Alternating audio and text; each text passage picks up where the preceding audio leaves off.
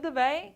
Eu sou a professora Rafaela Lima, professora de Biologia, e o nosso tema hoje são as especializações de membrana plasmática.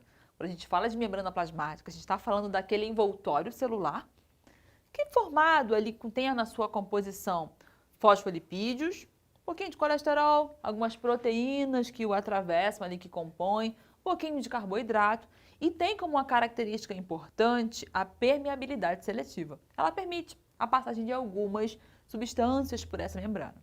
Mas, no nosso imaginário, a gente tende a imaginar de que as células, né, ali, é uma bolinha ou um retângulo, que é tudo muito lisinho, que é tudo uma coisa só. Mas não, podem haver modificações na membrana plasmática, que a gente intitula, então, de especialização. Afinal, é uma modificação que ela tem um propósito muito específico, então, super especializada, né? E aí eu quero mostrar para vocês e começar aqui a indicar algumas delas. Em algumas literaturas você vai até achar algumas outras um pouco mais específicas, mas as principais estão aqui. E a gente começa com uma que é bem famosa, que são as microvilosidades. Aí você fala, poxa, é bem famosa e eu nunca ouvi falar. Quando a gente fala de microvilosidade, onde você vai encontrar ela de forma muito expressiva, são nas células intestinais. Então você tem aí o teu intestino delgado, que é o local onde vai haver absorção de nutrientes. Tudo que você come vai terminar de digerir lá e vai absorver, vai ser absorvido nesse intestino delgado. E qual é o diferencial das células intestinais? Elas têm justamente microvilosidades. Nessas microvilosidades então, tem uma vascularização aqui que permite uma maior absorção de nutrientes. Imagine você, olha aqui meus dedinhos, e que eu falo para você que a absorção do meu creme que eu vou passar aqui, ela acontece só na pele dos dedos. Se eu estou com os dedinhos fechados, passo aqui, passo aqui, passo aqui. Se a gente fosse medir essa área, seria, vamos arredondar bizarramente, 10 centímetros. Agora, se eu faço isso aqui, eu tenho muito mais área de absorção. Eu aumentei a minha superfície de absorção. Então, você entende perfeitamente a missão da microvilosidade. Seu intestino já é imenso, já são muitos metros, 7, 8 metros. Se fosse contar ainda com a extensão da microvilosidade, pode multiplicar isso muito, porque de fato ele fica muito maior. Então, microvilosidade, você vai conhecê-la por aí, ouvir falar como microvilosidades intestinais, aí já com um sobrenome, justamente com essa missão, de aumentar a superfície de contato.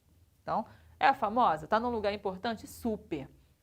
Inclusive, você já reparou que todos os alimentos eles vêm na sua embalagem escrito contém glúten, não contém glúten, contém glúten, não contém glúten. Você fala, gente, por que essa informação? Porque muitas pessoas são intolerantes ao glúten, que é um composto presente em vários cereais. E se essa pessoa ela fica ingerindo esse glúten, ela não sabia que tinha, comeu um pão, comeu um bolo, o que pode acontecer? Desenvolve a chamada doença celíaca, onde uma das manifestações é justamente a perda. É tão agressivo para o corpo da pessoa, o glúten, que acaba reduzindo as microvilosidades dela. Ao invés de ficar assim com uma alta absorção, reduz. Então a pessoa se sente super mal, dor de barriga, diarreia e, claro, carência na absorção. Tá vendo como isso é tudo muito prático? E aí a gente avança um pouquinho mais em outras especializações. Essa é uma especialização, você viu que uma característica dela é que ela é de superfície, né? Tem até algumas outras modificações, como os chamados estereocílios, umas microvilosidades um pouco mais finas, presentes em algumas células que ajudam na percepção, na captura de algumas substâncias. Mas quando a gente vai agora para especializações laterais, em alguns livros chama de basolateral. Imagina se fossem tijolos, ali ó, o cimento entre os tijolos. Pois é, são essas laterais aqui. Vamos começar com a zona ou zônula, tá? Pode ser de oclusão. Elas são bastante assim, é comum encontrá-las nas células epiteliais. Células que estão aí revestindo aí as superfícies, tanto a parte de superfície quanto a parte interna também do corpo. Então, as células epiteliais. E aí, qual é a composição dela? Você dá uma olhadinha nela aqui, né? Na zona de oclusão. Assim, que estruturinha isso aqui? São umas proteínas de membrana. Ela tem umas proteínas que a gente chama de transmembrana, que atravessa duas membranas e ela dá uma boa aderência. E ela também vai fazer como se fosse uma impermeabilização, para não passar algumas substâncias. Não é para passar, então ela realmente vai impedir a passagem dessas moléculas. Dá ali uma impermeabilização. Tá tá? Como se eu unisse ali, coloquei ali um plásticozinho para impedir a passagem. Pois é, a zônula de oclusão, ela vai ter esse comportamento. Aí a gente desce um pouquinho mais, a gente vê aqui, ó, a zona ou zônula de adesão. O nome já diz aderência, ela vai ajudar, né? Você vê que ela tem, as proteínas atravessam e elas estão aí ligadas às duas células e elas dão realmente uma boa adesão entre as células. Essa união entre as células para que elas não se desconectem, né? Então, como aquele cimento ali, né? Entre a parede. A gente tem os desmossomos. Os desmossomos, quando a gente vou mostrar aqui na imagem para você, essas proteínas transmembranas, elas atravessam as membranas plasmáticas, por isso transmembrana, elas têm até uma estrutura arredondadinha, né? Vou te mostrar aqui. E aí ela tem uma ligação, ó, dá uma olhadinha, o desmossomo, ó, tá vendo? Parece até um disquinho, em alguns livros você coloca assim como um disco adesivo ali, unindo. E esse desmossomo, essa estrutura proteica, ela é ligada ao citoesqueleto celular, o esqueleto da célula. Então, essa parte estrutural da célula, que vai dar ali o formato, a estrutura dessa célula, o desmossomo está ligado a ela, tá? A gente desce um pouquinho mais, a gente chega então nas chamadas junções comunicantes, ou do inglês gap, pode aparecer só gap, ou junções comunicantes, em alguns locais colocam como, eu acho que fenda, como se fosse essa ideia de uma aberturinha ali, mas esse é o nome mais comum, junções comunicantes ou gap. Qual é a jogada? Ela vai estar conectando ali essas células, mas conectando, permitindo passagem de substâncias entre essas células. A gente fala que tem um pequeno trânsito ali, então moléculas pequenas, alguns íons, eles vão passar de uma célula para outra, rola uma passagem ali. Vai ser por onde? Vai ser justamente pela gap, ou pela junção comunicante. Dá uma olhadinha nela aqui, ó. A junção comunicante, ó, parece que tem uns microcorredores, né? Pensando no tijolo não tem assim uns buracos assim entre eles. Imagina que fosse ali a conexão para passar algumas coisas ali, um canduítezinho para passar dois canos, né? Então, a junção comunicante. E a gente viu que essa especialização ela é de superfície, essas são laterais, mas eu tenho algumas especializações que são basais, elas são de base. Como, é uma das mais famosas, justamente é o M-desmossomo. Você, desmossomo, esse é o M-desmossomo, ele parece muito porque ele também tem esse disquinho, ele também é ligado aí ao citoesqueleto.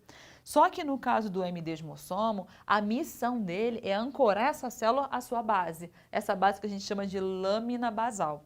Então, assim, em algumas regiões do nosso corpo, as células elas sofrem muito atrito. Mas se você pensar, por exemplo, comi um biscoito aí muito sólido, muito durinho, ele vai descendo, vai raspando aqui no nosso trato digestivo, essas células precisam de uma boa aderência, né? Então é importante que elas sejam bem ancoradas nessa lâmina basal. Viu aí? A gente falou então de especializações tanto de superfície, quanto laterais, quanto basais. E eu fecho essa aula te falando de uma que você pode ouvir falar por aí, porque essas aqui a gente está falando muito de células animais. Mas na célula vegetal, a gente vai ter uma que é famosinha, que é o plasmodesmo. Aqui, ó. Então, em células de planta, porque pensa, planta é envolvida pela parede celular, de celulose. Então, é bem rígido aquilo ali. Ela não vai ter essa coisa tão fluida, essas comunicações entre as células, não vai ter. Porém, ela tem não vai ter, estou falando que vai ter, né? Vai ter vai ter o plasmodesmo. O plasmodesmo, ele acaba criando tipo um corredorzinho entre uma célula vegetal e outra, uma célula de planta, permitindo justamente a troca de substâncias citoplasmáticas entre elas. Então, você vai ver a imagenzinha, então rola aqui uma passagem? Sim, o nome dessa especialização é o plasmodesmo. Em algumas literaturas, você vai também verificar que entra no grupo das especializações de membrana o glicocálix. Quando a gente tem ali a estrutura da nossa célula, a gente estuda a membrana plasmática. Na membrana plasmática, na parte externa, tem ali alguns carboidratos aderidos a essa membrana, associados a alguns lipídios, a gente chama de glicolipídios, associado a algumas proteínas, a gente chama de glicoproteínas, que eles vão ter funções como, por exemplo, em especial, a identificação daquela célula, para que ela seja identificada quimicamente por outras substâncias, por outros elementos da célula. Então, se por acaso você verificar o glicocálix, sim, ele também, por algumas literaturas, pode ser considerado uma especialização da membrana plasmática. Tranquilo? Não deixa de fotografar a nossa aula para você poder fazer o seu resumo, estudar com calma e ficamos por aqui. Até a próxima.